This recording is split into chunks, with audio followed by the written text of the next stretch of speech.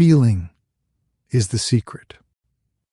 By Neville Goddard in this volume, Neville has succeeded in describing how, through our imagination and our feelings, we consciously or unconsciously mold outer circumstance in harmony with our inner nature.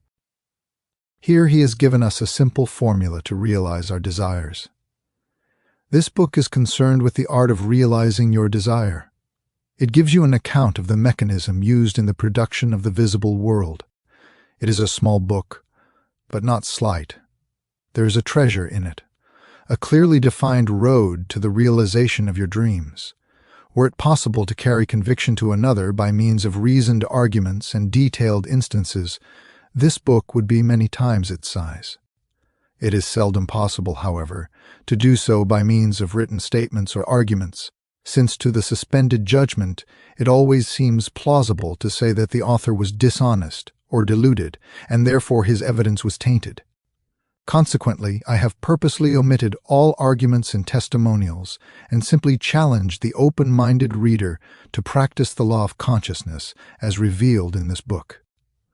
Personal success will prove far more convincing than all the books that could be written on the subject. Neville, Chapter 1, Law, and its operations, the world and all within it. Is man's conditioned consciousness objectified? Consciousness is the cause as well as the substance of the entire world. So it is to consciousness that we must turn if we would discover the secret of creation. Knowledge of the law of consciousness and the method of operating this law will enable you to accomplish all you desire in life. Armed with a working knowledge of this law, you can build and maintain an ideal world. Consciousness is the one and only reality, not figuratively, but actually. This reality may, for the sake of clarity, be likened unto a stream which is divided into two parts, the conscious and the subconscious. In order to intelligently operate the law of consciousness, it is necessary to understand the relationship between the conscious and the subconscious. The conscious is personal and selective. The subconscious is impersonal and non-selective. The conscious is the realm of effect. The subconscious is the realm of cause. These two aspects are the male and female divisions of consciousness. The conscious is male. The subconscious is female. The conscious generates ideas and impresses these ideas on the subconscious. The subconscious receives ideas and gives form and expression to them. By this law, first conceiving an idea and then impressing the idea conceived on the subconscious, all things evolve out of consciousness, and without this sequence, there is not anything made that is made. The conscious impresses the subconscious, while the subconscious expresses all that is impressed upon it. The subconscious does not originate ideas, but accepts as true those which the conscious mind feels to be true, and, in a way known only to itself, objectifies the accepted ideas. Therefore, through his power to imagine and feel, and his freedom to choose the idea he will entertain, man has control over creation. Control of the subconscious is accomplished through control of your ideas and feelings. The mechanism of creation is hidden in the very depth of the subconscious, the female aspect or womb of creation. The subconscious transcends reason and is independent of induction. It contemplates a feeling as a fact existing within itself, and on this assumption proceeds to give expression to it. The creative process begins with an idea, and its cycle runs its course as a feeling, and ends in a volition to act. Ideas are impressed on the subconscious through the medium of feeling. No idea can be impressed on the subconscious until it is felt, but once felt, be it good, bad, or indifferent, it must be expressed. Feeling is the one and only medium through which ideas are conveyed to the subconscious. Therefore, the man who does not control his feeling may easily impress the subconscious with undesirable states. By controlling feeling is not meant restraint or suppression of your feeling, but rather the disciplining of self to imagine and entertain only such feeling as contributes to your happiness. Control of your feeling is all important to a full and happy life. Never entertain an undesirable feeling, nor think sympathetically about wrong in any shape or form. Do not dwell on the imperfection of yourself or others.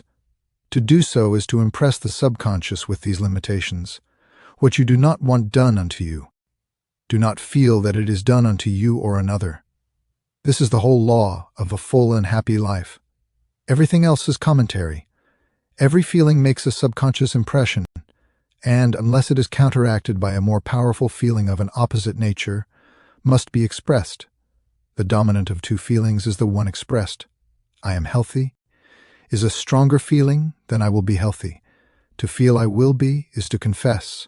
I am not. I am is stronger than I am not. What you feel you are always dominates what you feel you would like to be. Therefore, to be realized, the wish must be felt as a state that is, rather than a state that is not. Sensation precedes manifestation, and is the foundation upon which all manifestation rests. Be careful of your moods and feelings, for there is an unbroken connection between your feelings and your visible world. Your body is an emotional filter and bears the unmistakable marks of your prevalent emotions. Emotional disturbances, especially suppressed emotions, are the causes of all disease. To feel intensely about a wrong without voicing or expressing that feeling is the beginning of disease. Dis-ease, both body and environment. Do not entertain the feeling of regret or failure, for frustration or detachment from your objective results in disease. Think feelingly only of the state you desire to realize. Feeling the reality of the state sought and living and acting on that conviction is the way of all seeming miracles. All changes of expression are brought about through a change of feeling. A change of feeling is a change of destiny. All creation occurs in the domain of the subconscious. What you must acquire, then, is a reflective control of the operation of the subconscious. That is, control of your ideas and feelings. Chance or accident is not responsible for the things that happen to you, nor is predestined fate the author of your fortune or misfortune. Your subconscious impressions determine the conditions of your world. The subconscious is not selective. It is impersonal and no respecter of persons. The subconscious is not concerned with the truth or falsity of your feeling. It always accepts as true that which you feel to be true. Feeling is the assent of the subconscious to the truth of that which is declared to be true. Because of this quality of the subconscious, there is nothing impossible to man. Whatever the mind of man can conceive and feel as true, the subconscious can and must objectify. Your feelings create the pattern from which your world is fashioned, and a change of feeling is a change of pattern. The subconscious never fails to express that which has been impressed upon it. The moment it receives an impression, it begins to work out the ways of its expression. It accepts the feeling impressed upon it, your feeling, as a fact existing within itself, and immediately sets about to produce in the outer or objective world the exact likeness of that feeling. The subconscious never alters the accepted beliefs of man. It outpictures them to the last detail, whether or not they are beneficial. To impress the subconscious with a desirable state, you must assume the feeling that would be yours had you already realized your wish. In defining your objective, you must be concerned only with the objective itself. The manner of expression or the difficulties involved are not to be considered by you. To think feelingly on any state impresses it on the subconscious. Therefore, if you dwell on difficulties, barriers, or delay, the subconscious, by its very non-selective nature, accepts the feeling of difficulties and obstacles as your request and proceeds to produce them in your outer world. The subconscious is the womb of creation. It receives the idea unto itself. Through the feelings of man, it never changes the idea received, but always gives it form. Hence, the subconscious outpictures the idea in the image and likeness of the feeling received. To feel a state as hopeless or impossible is to impress the subconscious with the idea of failure. Although the subconscious faithfully serves man, it must not be inferred that the relation is that of a servant to a master as was anciently conceived. The ancient prophets called it the slave and servant of man. St. Paul personified it as a woman and said, "The woman should be subject to man in everything." The subconscious does serve man and faithfully gives form to his feelings. However, the subconscious has a distinct distaste for compulsion. It responds to persuasion rather than to command. Consequently, it resembles the beloved wife. More than the servant, the husband is head of the wife. Ephesians chapter 5 may not be true of man and woman in their earthly relationship, but it is true of the conscious and the subconscious, or the male and female aspects of consciousness. The mystery to which Paul referred when he wrote, "This is a great mystery. He that loveth his wife loveth himself, and they two shall be one flesh," is simply the mystery of consciousness. Consciousness is really one and undivided, but for creation's sake it appears to be divided into two. The conscious, objective, or male aspect truly is the head and dominates the subconscious, subjective, or female aspect. However, this leadership is not that of the tyrant, but of the lover. So by assuming the feeling that would be yours, were you already in possession of your objective, the subconscious is moved to build the exact likeness of your assumption. Your desires are not subconsciously accepted until you assume the feeling of their reality, for only through feeling is an idea subconsciously accepted, and only through this subconscious acceptance is it ever expressed. It is easier to ascribe your feeling to events in the world than to admit that the conditions of the world reflect your feeling. However, it is eternally true that the outside mirrors the inside. As within, so without. A man can receive nothing unless it is given him from heaven, and the kingdom of heaven is within you. Nothing comes from without. All things come from within, from the subconscious. It is impossible for you to see other than the contents of your consciousness. Your world, in its every detail, is your consciousness objectified. Objective states bear witness to subconscious impressions. A change of impression results in a change of expression. The subconscious accepts as true that which you feel is true. And because creation is the result of subconscious impressions, you, by your feeling, determine creation. You are already that which you want to be, and your refusal to believe this is the only reason you do not see it. To seek on the outside for that which you do not feel you are is to seek in vain. For we never find that which we want. We find only that which we are. In short, you express, and have only that which you are conscious of being or possessing. To him that hath it is given.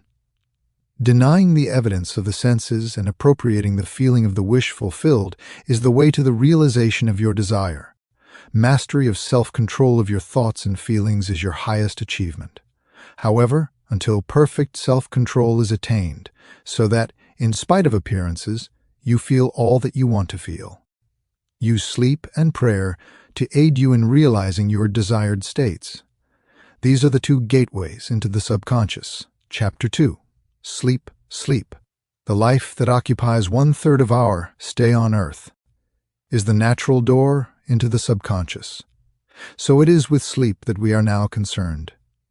The conscious 2/3 of our life on earth is measured by the degree of attention we give sleep.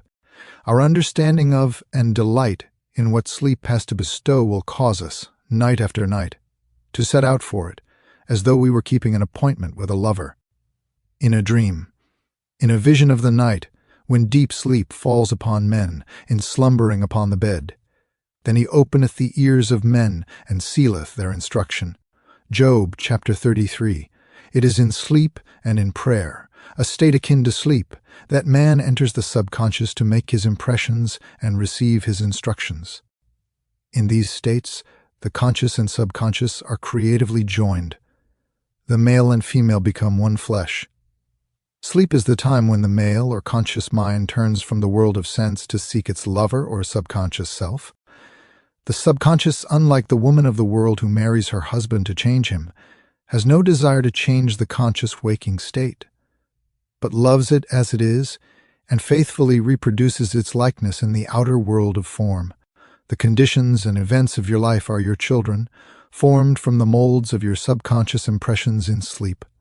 They are made in the image and likeness of your innermost feeling, that they may reveal you to yourself. As in heaven, so on earth. As in the subconscious, so on earth.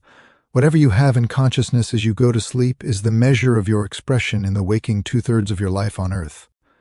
Nothing stops you from realizing your objective, save your failure to feel that you are already that which you wish to be, or that you are already in possession of the things sought. Your subconscious gives form to your desires only when you feel your wish fulfilled. The unconsciousness of sleep is the normal state of the subconscious. Because all things come from within yourself, and your conception of yourself determines that which comes, you should always feel the wish fulfilled before you drop off to sleep. You never draw out of the deep of yourself that which you want. You always draw that which you are, and you are that which you feel yourself to be, as well as that which you feel is true of others. To be realized, then, the wish must be resolved into the feeling of being or having or witnessing the state sought. This is accomplished by assuming the feeling of the wish fulfilled, the feeling which comes in response to the question, how would I feel were my wish realized? Is the feeling which should monopolize and immobilize your attention as you relax into sleep. You must be in the consciousness of being or having that which you want to be or to have. Before you drop off to sleep, once asleep, man has no freedom of choice. His entire slumber is dominated by his last waking concept of self. It follows, therefore, that he should always assume the feeling of accomplishment and satisfaction before he retires in sleep. Come before me with singing and thanksgiving. Enter into his gates with thanksgiving and into his courts with praise. Your mood prior to sleep defines your state of consciousness as you enter into the presence of your everlasting lover, the subconscious. She sees you exactly as you feel yourself to be. If, as you prepare for sleep, you assume and maintain the consciousness of success by feeling, I am successful, you must be successful. Lie flat on your back with your head on a level with your body. Feel as you would were you in possession of your wish, and quietly relax into unconsciousness. He that keepeth Israel shall neither slumber nor sleep. Nevertheless, he giveth his beloved sleep. The subconscious never sleeps. Sleep is the door through which the conscious waking mind passes to be creatively joined to the subconscious. Sleep conceals the creative act, while the objective world reveals it. In sleep, man impresses the subconscious with his conception of himself. What more beautiful description of this romance of the conscious and subconscious is there than that told in the Song of Solomon? By night on my bed I sought him. Whom my soul loveth, I found him. Whom my soul loveth, I held him, and I would not let him go, until I had brought him into my mother's house, and into the chamber of her that conceived me.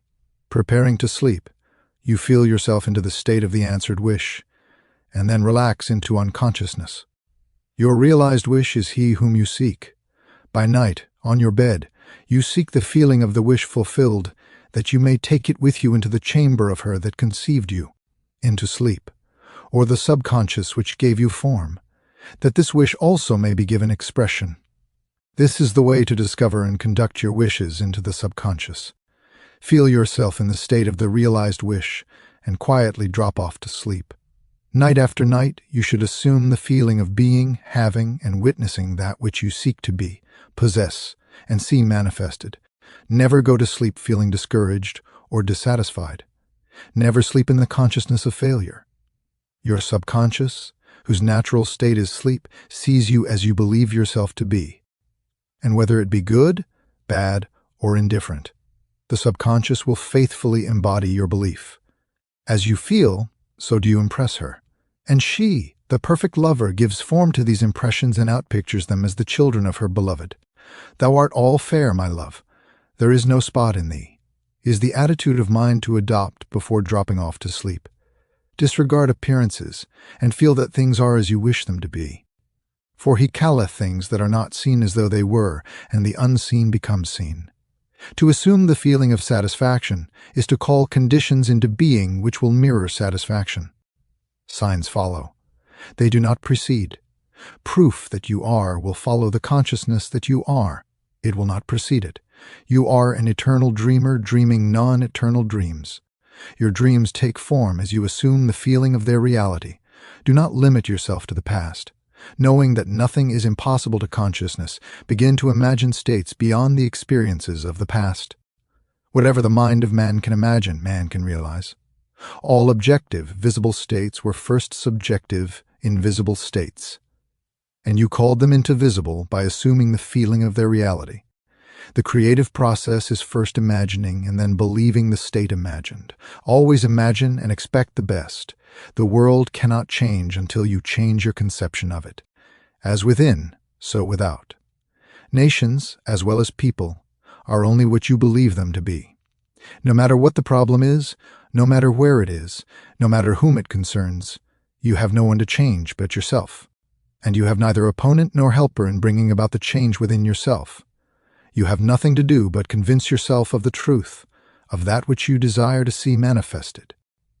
As soon as you succeed in convincing yourself of the reality of the state sought, results follow to confirm your fixed belief. You never suggest to another the state which you desire to see him express. Instead, you convince yourself that he is already that which you desire him to be. Realization of your wish is accomplished by assuming the feeling of the wish fulfilled. You cannot fail unless you fail to convince yourself of the reality of your wish. A change of belief is confirmed by a change of expression. Every night, as you drop off to sleep, feel satisfied and spotless, for your subjective lover always forms the objective world in the image and likeness of your conception of it. The conception defined by your feeling. The waking 2/3 of your life on earth ever corroborates or bears witness to your subconscious impressions. The actions and events of the day are effects. They are not causes. Free will is only freedom of choice. Choose ye this day whom ye shall serve. Is your freedom to choose the kind of mood you assume, but the expression of the mood is the secret of the subconscious. The subconscious receives impressions only through the feelings of man, and, in a way known only to itself, gives these impressions form and expression.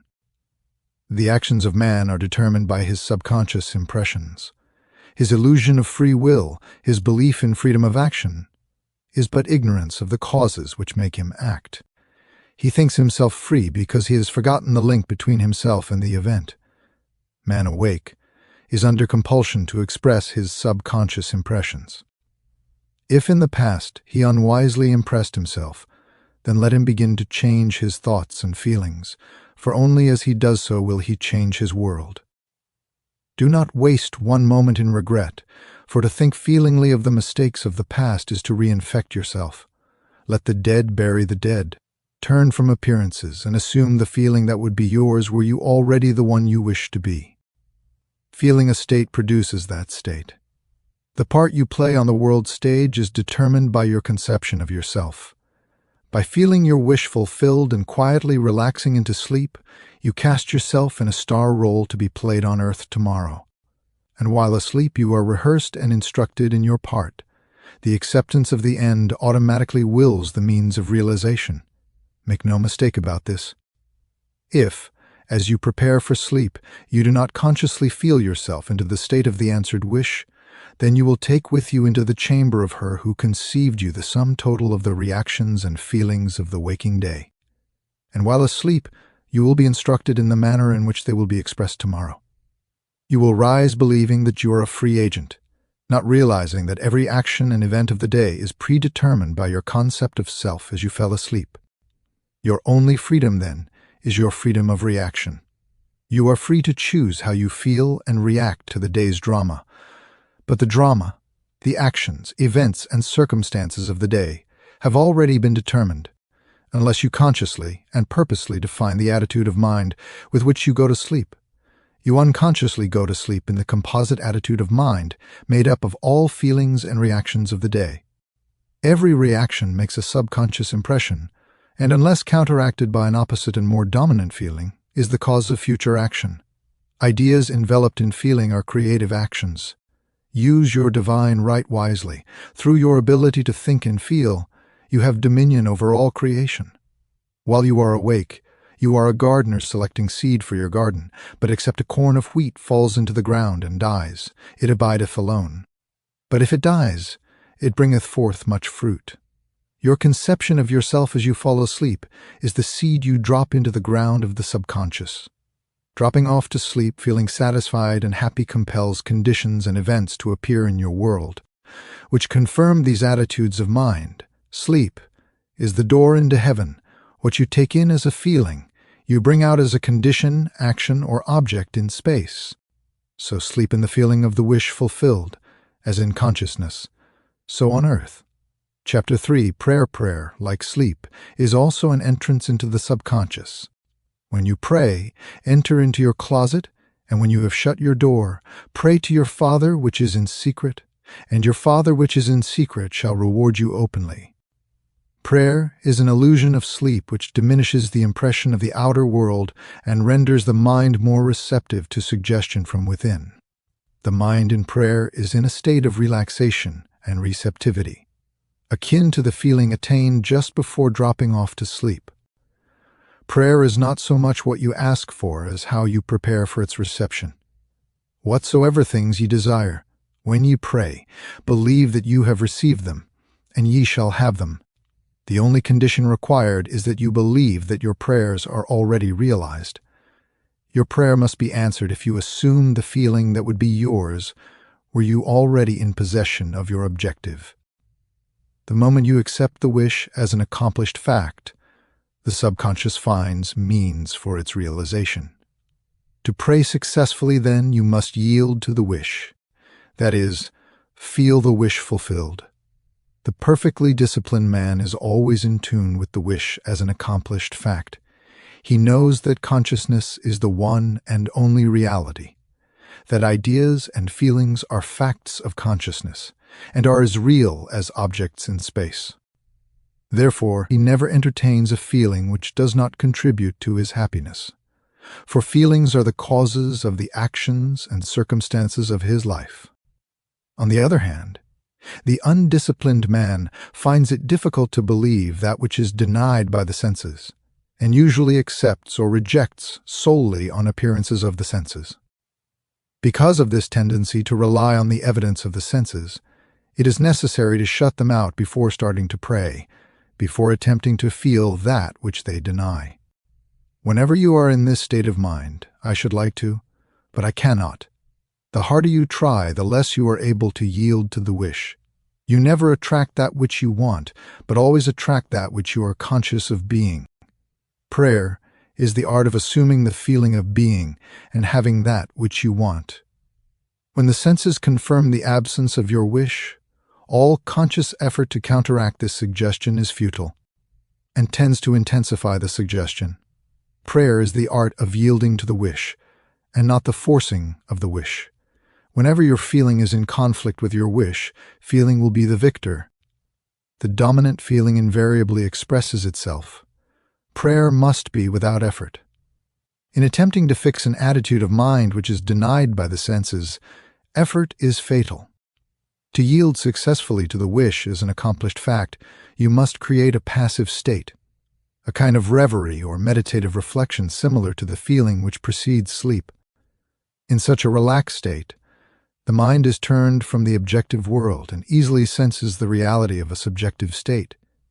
It is a state in which you are conscious and quite able to move or open your eyes, but have no desire to do so. An easy way to create this passive state is to relax in a comfortable chair or on a bed. If on a bed, lie flat on your back with your head on a level with your body. Close the eyes and imagine that you are sleepy. Feel, I am sleepy, so very sleepy. In a little while, a faraway feeling, accompanied by a general lassitude and loss of all desire to move, envelops you. You feel a pleasant, comfortable rest, and not inclined to alter your position, although under other circumstances you would not be at all comfortable. When this passive state is reached, imagine that you have realized your wish, not how it was realized, but simply the wish fulfilled. Imagine in picture form what you desire to achieve in life. Then feel yourself as having already achieved it. Thoughts produce tiny little speech movements, which may be heard in the passive state of prayer as pronouncements from without. However, this degree of passivity is not essential to the realization of your prayers. All that is necessary is to create a passive state and feel the wish fulfilled. All you can possibly need or desire is already yours. You need no helper to give it to you. It is yours now. Call your desires into being by imagining and feeling your wish fulfilled. As the end is accepted, you become totally indifferent as to possible failure, for acceptance of the end wills the means to that end. When you emerge from the moment of prayer, it is as though you were shown the happy and successful end of a play, although you were not shown how that end was achieved. However, having witnessed the end, regardless of any anticlimactic sequence, you remain calm and secure in the knowledge that the end has been perfectly defined. Feeling not by might nor by power, but by my Spirit, saith the Lord of hosts. Get into the spirit of the state desired by assuming the feeling that would be yours were you already the one you want to be. As you capture the feeling of the state sought, you are relieved of all effort to make it so, for it is already so. There was a definite feeling associated with every idea in the mind of man.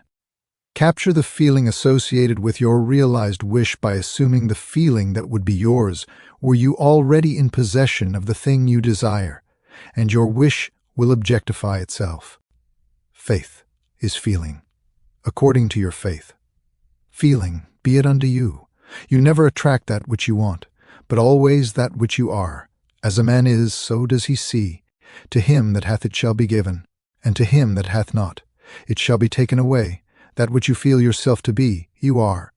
And you are given that which you are, so assume the feeling that would be yours were you already in possession of your wish, and your wish must be realized. So God created man in his own image.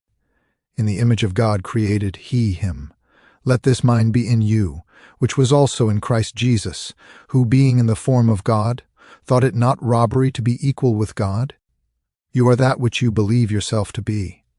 Instead of believing in God or in Jesus, believe you are God or you are Jesus. He that believeth on me, the works that I do, shall he do also. Should be. He that believeth as I believe the works that I do, shall he do also. Jesus found it not strange to do the works of God, because he believed himself to be God. I and my Father are one. It is natural to do the works of the one you believe yourself to be.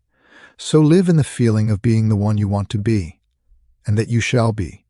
When a man believes in the value of the advice given him and applies it, he establishes within himself